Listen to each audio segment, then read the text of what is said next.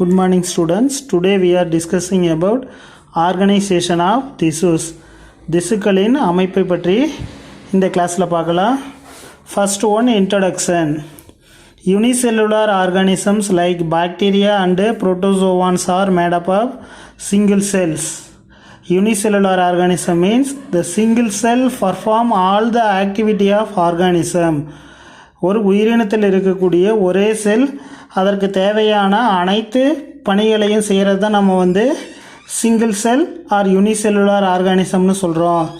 Examples respiration, digestion, இந்த அனைத்து பணிகளையும் ஒரே செல் செஞ்சதுன்னா அதை நம்ம யூனிசெல்லுலார்னு சொல்கிறோம். Next, on the other hand, multicellular organism like higher plants and animals are composed of millions of different types of cells that are grouped into different levels of organization. Next, multicellular organization. Multi means many cells. ஒன்றுக்கும் மேற்பட்ட செல்கள் ஒரு குறிப்பிட்ட பணியை செய்கிறது தான் multicellular ஆர்கானிசம்னு சொல்கிறோம். Example human being or plants. பிளான்ட்டில் பார்த்தோன்னா ஸ்டெம் போர்ஷன், தண்டு பகுதி ஃபோட்டோசிந்தசிஸ் பண்ணுது. அதே மாதிரி அதோட இலைப்பகுதி leaf region through the food formation or food production, இலைப்பகுதி உணவை உற்பத்தி பண்ணுது. நெக்ஸ்ட் ரூட் ரீஜியன், தாவரத்தோட வேர்பகுதி வாட்டர் அப்சர்ப்ஷன், தாவரத்துக்கு தேவையான நீரை உறிஞ்சி கொடுக்கக்கூடிய பணியை செய்யுது. அதே மாதிரி நம்ம உடலில் இருக்கக்கூடிய ஒவ்வொரு ஆர்கன்ஸுக்கும் ஒவ்வொரு உறுப்புகளுக்கும் ஒரு குறிப்பிட்ட பணி இருக்குது.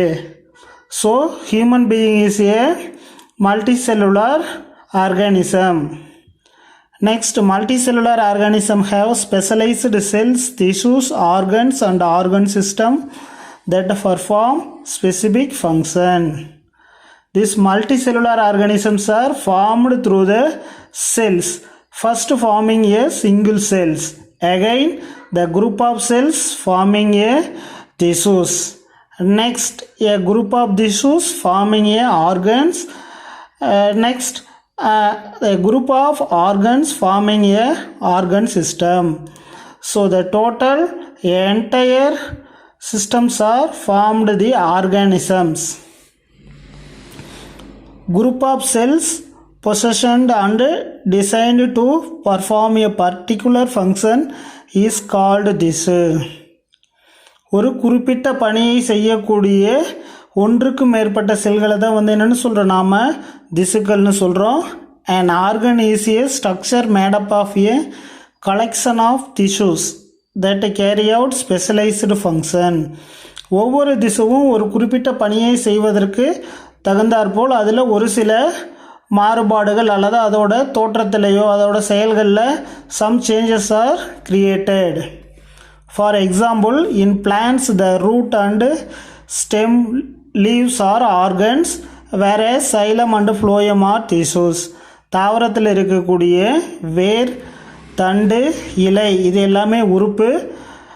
Next xylem and phloem, xylem phloem இது ரெண்டும் தாவரத்தில் இருக்கக்கூடிய ஒரு திசு பகுதி. Similarly, in animals, stomach for example is an organ that consists of tissues made up of epithelial cells, gland cells and muscle cells. Example நம்ம உடலில் இருக்கக்கூடிய வயிற்று பகுதியில் திசுக்கள் இருக்குது. இந்த திசுவில் பார்த்தோன்னா 3 வகையான செல்கள் இருக்குது. ஃபஸ்ட்டு ஒன் எபித்தீலியல் செல் இருக்குது. நெக்ஸ்ட் கிளாண்ட் செல்ஸ்னா சுரக்கும் செல்கள் இருக்குது. நெக்ஸ்ட் ஒன் மசில் செல்ஸ் அப்படிங்கிற தசை செல்கள், இது எல்லாமே இருக்குது. In this chapter, you will learn about different types of plant and animal tissues and how they are modified to coordinate life activities. இந்த சாப்டரில் நம்ம டிஃப்ரெண்ட் அனிமல்ஸ் அண்ட் பிளான்ஸில் இருக்கக்கூடிய டிஃப்ரெண்ட் டைப்ஸ் ஆஃப் டிஷ்யூஸ் எல்லாமே எப்படி ஃபங்க்ஷன் ஆகுது, அதில் என்னென்ன changes இருக்குது அப்படிங்கிறத பற்றி டீட்டெயிலாக பார்க்க போகிறோம். First, plant tissues. Plants are made up of vegetative and reproductive tissues. What is vegetative? Vegetative means first phase of the plant growth. This vegetative part not participate in the reproductive process. ஒரு தாவரத்தில் இருக்கக்கூடிய உடல பகுதியை தான் நம்ம வெஜிடேட்டிவ்னு சொல்கிறோம். Reproductive part, vegetative பார்ட்டுக்கு எக்ஸாம்பிள் லீஃப், ஸ்டெம், ரூட், இது எல்லாமே வெஜிடேட்டிவ் பார்ட். நெக்ஸ்ட் ரீப்ரொடக்டிவ் பார்ட்டுக்கு வந்து ஃப்ளார்ஸ், ஃப்ரூட்ஸ், சீட், இது எல்லாமே reproductive part. Plants are made up of vegetative and reproductive tissues. In general, plant tissues are classified into two types, namely பொதுவாக தாவரத்தோட திசுக்களை இரண்டு வகையாக பிரிச்சிருக்காங்க. First one meristems or meristematic திசு. மெரிஸ்டமேட்டிக் திசு. செகண்ட் ஒன் பர்மனன்ட் திசுஸ். பர்மனன்ட் திசுனா நிலைத்த திசுக்கள். இது வந்து பார்த்தோன்னா மெரிஸ்டமேட்டிக் திசு மீன்ஸ் நுனியாக்க திசு. நெக்ஸ்ட் மெரிஸ்டமேட்டிக் திசுஸ் or meristems. The term meristem is derived from the Greek word of meristos, which means divisible or having cell division activity. Meristem என்கிற வார்த்தை முதல்ல கிரீக் வேர்டான மெரிஸ்டோஸ் என்ற வார்த்தையிலிருந்து பெறப்பட்டது. அதற்கான அர்த்தம் டிவிசபிள் அப்படின்னா தொடர்ந்து பகுப்படையக்கூடியதை நம்ம டிவிசபிள்னு சொல்கிறோம். ஹேவிங் செல் டிவிஷன் ஆக்டிவிட்டினா தொடர்ந்து செல்கள் பகுப்படைவதை நம்ம செல் டிவிஷன்னு சொல்கிறோம். அந்த ஆக்டிவிட்டிக்கு ஹெல்ப் பண்ணக்கூடியதான் meristem. Meristematic tissues are group of immature cells that are capable of undergoing cell division. These are immature cells. Immature cellsனா முதிர்ச்சி அடையாத செல்களை கொண்டிருக்கு. எதற்காக? undergoing cell division, தொடர்ந்து செல்கள் பகுப்படைவதற்கு தேவையான முதிர்ச்சி அடையாத செல்களை கொண்டுள்ளது meristematic tissue. In plants, meristem is found in zones where growth can takes place. தாவரத்தில் எந்தெந்த பகுதியெல்லாம் இந்த நுனியாக்க திசு இருக்குதோ அந்த பகுதிகளில் தாவரத்திலிருந்து ஒரு வளர்ச்சி அல்லது வளரும் பகுதி வெளியே நீண்டு வரும். Example offsets of the stem, தண்டிலிருந்து ஒரு வளரி வெளியே வரும். நெக்ஸ்ட் ரூட், தாவரத்தோட வேர்பகுதி தொடர்ந்து வளர்ந்து கொண்டே இருக்கு. நெக்ஸ்ட் லீஃப் பிரிமார்டியா, இலையோட கணுப்பகுதியிலிருந்து புதிய கிளைகள் உருவாவதை வந்து லீஃப் பிரிமார்டியான்னு சொல்கிறோம். நெக்ஸ்ட் வாஸ்குலார் கேம்பியம்னா இதில் சைலம் அண்டு ப்ளோயம் இருக்குது. நெக்ஸ்ட் கார்கேம்பியம், வாஸ்குலார் கேம்பியம், இது ரெண்டும் இருந்துச்சுன்னா தான் ஒரு தாவரத்தோட திக்னஸ் இன்க்ரீஸ் ஆகும். அதனோட அடிப்பகுதியினுடைய சுற்றளவு அதிகமாகிறதுக்கு இது ரெண்டும் ரொம்ப உதவி பண்ணும். Next characteristics features. இந்த மெரிஸ்டமேட்டிக் திசுவோட என்னென்ன பண்புகள் இருக்குது? தே ஆர் லிவிங் செல்ஸ், உயிரோடு இருக்கக்கூடிய செல்கள். செல்ஸ் ஆர் ஸ்மால், ரொம்ப சிறிய சைஸில் இருக்கும். ஓவல், முட்டை வடிவில் இருக்கும். Polygonal and round in shape, உருண்டை வடிவமோ அல்லது பலகோண வடிவிலோ இருக்கக்கூடியது இந்த செல்கள். they are thin walled with dense cytoplasm. thin walled, அதனுடைய வால் பகுதி மிகவும் மெலிதாக இருக்கும். dense cytoplasm, dense means அடர்த்தியான cytoplasm. large nuclei compare other cells, மற்ற செல்களில் இருக்கக்கூடிய நியூக்ளியஸை கம்பேர் பண்ணும்போது பெரிய சைஸில் இருக்கக்கூடிய நியூக்ளியை ப்ரெசண்ட் ஆகிருக்கும். அண்டு ஸ்மால் வேக்யூல்ஸ் மிகச்சிறிய அளவில் இருக்கக்கூடியது இதில் இருக்கும். Next they undergo mitotic cell division. Mitotic cell division only occurred in the living organism. Example, mitosis means the cell numbers are increased 2, 4, 8, 16, 32, 64, 128 or 256 in the ratio. இந்த வடிவில் பார்த்தீங்கன்னா 2, 4, 8, 16, 32, 64, 128, 256 இப்படி செல்களோட எண்ணிக்கை தொடர்ந்து அதிகரித்து கொண்டே போகிறத வந்து நம்ம மைட்டாட்டிக் டிவிஷன்னு சொல்கிறோம். இந்த மைட்டாட்டிக் டிவிஷன் வந்து இந்த மெரிஸ்டமேட்டிக் திசுவில் அல்லது நுனியாக்க திசுவில் நடக்குது. that do not store food materials, இதில் வந்து உணவை எங்கேயும் வந்து ஸ்டோர் பண்ணி வைக்கிறது இல்லை. Next types of meristem based on position. நுனியாக்க திசு அமைந்துள்ள இடத்தை பொறுத்து மூன்று வகையாக பிரிச்சிருக்காங்க.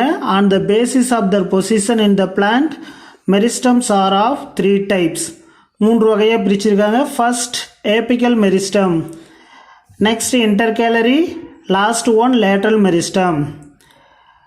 இந்த பிக்சரில் பார்த்தோன்னா ஃபஸ்ட்டு இருக்கக்கூடியது apical part or terminal part, நுனிப்பகுதியை ஏபிக்கல்னு சொல்கிறோம். Next intercalary meristem, in between the 2 nodes, 2 கணுக்களுக்கு இடையில் இருக்கக்கூடியதை நம்ம இன்டர்கேலரி மெரிஸ்டம்னு சொல்கிறோம்.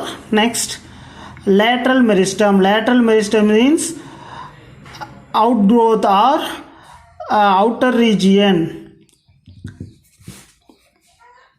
Next apical meristem, these are found at the apices or growing points of root and shoot and bring out increase in length. These apical meristems are only present in the terminal part of the plant or apices of growing points. Growing points na தாவரத்தோட வளரும் பகுதிகளான வேர் மற்றும் தண்டு பகுதிகளில் இந்த apical meristem அதிகமாக present ஆகிருக்கு. இது வந்து பார்த்திங்கன்னா தாவரத்தோட வளர்ச்சியை அதிகரிப்பதற்கு மட்டுமே பயன்படக்கூடியது இந்த apical meristem. Next intercalary meristem, it lies between the region of permanent tissues and is part of primary meristem. Region of permanent tissue means meristematic tissues are again or continuously developed permanent tissues. இந்த meristematic tissue தான் permanent tissue-ஆக மாறுது. அந்த permanent tissue இருக்கக்கூடிய ரீஜியனில் தான் வந்து என்ன இருக்குது, intercalary meristem இருக்குது. இன் பிட்வீன் த 2 நோட்ஸ், 2 கணுக்களுக்கு இடையில் இன்டர்கேலரி மெரிஸ்டம் இருக்குது. ஃபர்ஸ்ட் இங்கே பார்த்தோன்னா இருக்கக்கூடியது ஏபிக்கல் மெரிஸ்டம். இந்த apical meristem cells continuously developed to form the intercalary meristem.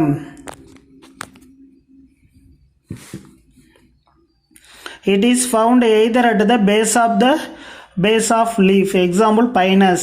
Pinus தாவரத்தோட இலையோட அடிப்பகுதியில் இது ப்ரெசண்ட் ஆகிருக்கு. At the base of internodes. இன்டர்நோட்ஸ்னால் 2 கணுக்களுக்கு இடையில் உள்ள கணுவிடை பகுதி. புல் வகை தாவரங்களில் இந்த இன்டர்கேலரி மெரிஸ்டத்தை நாம் பார்க்கலாம். Next lateral meristem, this are arranged parallel and causes the thickness of the plant part. இந்த லேட்ரல் மெரிஸ்டம்ங்கிறது பக்காக்க திசு.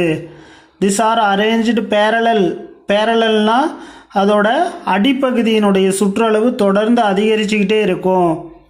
இதுக்கு வந்து உதவக்கூடியது தான் வந்து லேட்ரல் மெரிஸ்டம். இந்த லேட்ரல் மெரிஸ்டம் மட்டும் இல்லைன்னா ஒரு பிளான்ட்டோட திக்னஸ் கொஞ்சம் கூட அதிகரிக்காது. நெக்ஸ்ட் மெரிஸ்டமேட்டிக் டிஷ்யூஸோட function.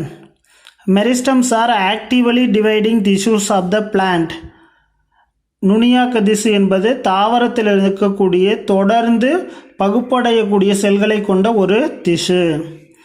that are responsible for primary elongation. Elongation means increasing length. முதல்ல தாவரத்தோட வளர்ச்சி அதிகரிக்கிறதுக்கு பயன்படுகிறது. நெக்ஸ்ட் செகண்டரி மீன்ஸ் திக்னஸ்னால் அதோட அடிப்பகுதி சுற்றளவு அதிகரிக்கிறதுக்கு பயன்படக்கூடியது. Thickness, growth of the plants. This picture shows the longitudinal section of shoot of X. Shoot means above the soil. தாவரம் மண்ணிற்கு மேற்பகுதியில் வளரக்கூடிய தாவரத்தின் அனைத்து பகுதிகளையும் நம்ம சூட் அஃபெக்ட்ஸ்னு சொல்கிறோம்.